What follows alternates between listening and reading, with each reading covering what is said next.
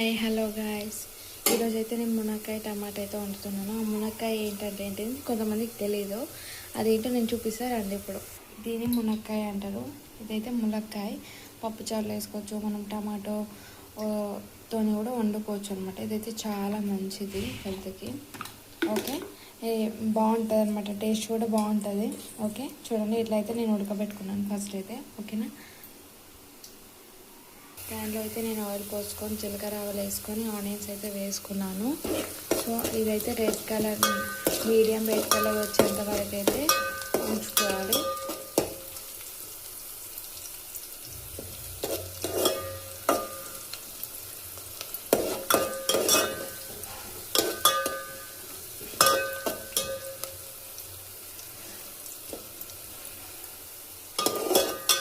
ఇట్లా అయితే ఉంచుకోవాలి.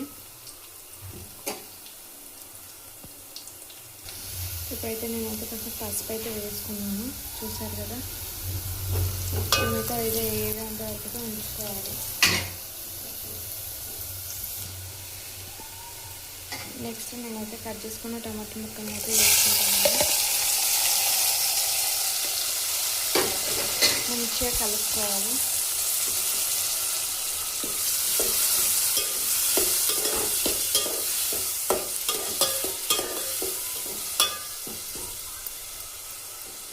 కొంచెం టమాటా ముక్కలు అయితే నేను కలుపుకున్నాను. ఇకైతే మూత పెట్టేసుకోవాలి. ఇలాగైతే మూత పెట్టేసుకోవాలి ఒక 2 మినిట్స్ అయితే. మధ్యలో ఒకసారి అయితే కలుపుకోవాలి.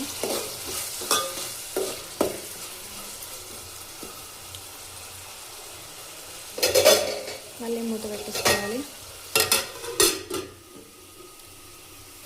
ఇప్పుడైతే నేను టమాటా ఉడికినాక ఇప్పుడైతే నేను కారం, ఉప్పు అయితే వేసుకున్నాను. అదైతే మంచిగా కలుపుకోవాలి.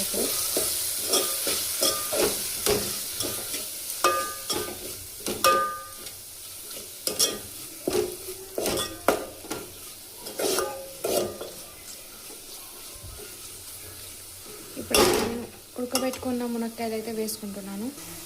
చూసారు కదా, ఉడకబెట్టుకున్న మునక్కాయలను అయితే నేను వేసుకుంటున్నాను.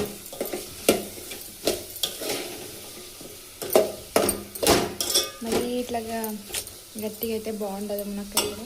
నేనైతే నేను వాటర్ పోసుకుంటున్నాను. ఒక కప్ వాటర్ అయితే నేను పోసుకుంటున్నాను. ఇదైతే సూప్ ఉంటేనే కొంచెం బాగుంటుంది, గ్రేవీ ఉంటేనే బాగుంటుంది అనమాట. ఇంకో ఇట్లా అయితే బాగుంటుంది ఇది.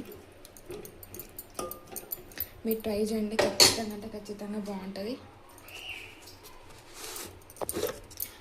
ఇందులో నేనైతే కొంచెం ధనియాల పొడి అయితే వేసుకుంటున్నాను.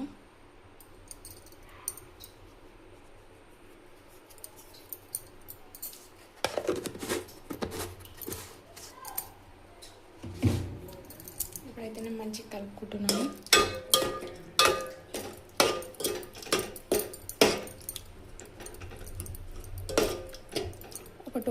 ఒక 5 మినిట్స్ అయితే మేము ఉంచుకోవాలి, అదన్నీ మిక్స్ అయ్యేంత వరకు. ఓకేనా, మూత పెట్టేసుకోవాలి.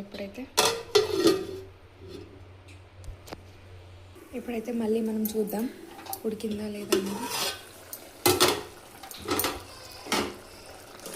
ఇప్పుడైతే కర్రీ అయితే ఉడికింది. సో ఇట్లయితే వస్తుంది మీకు. ఓకేనా, ఇప్పుడైతే ఓకే, మీరు కూడా ఒకసారి ట్రై చేయండి. ఓకేనా, like and share, subscribe my channel, please support my channel. ఓకేనా, శృతి సంజీవ్. మళ్ళీ కొన్ని వీడియోస్తో మీ ముందు ఉంటాను. ఓకేనా, బాయ్.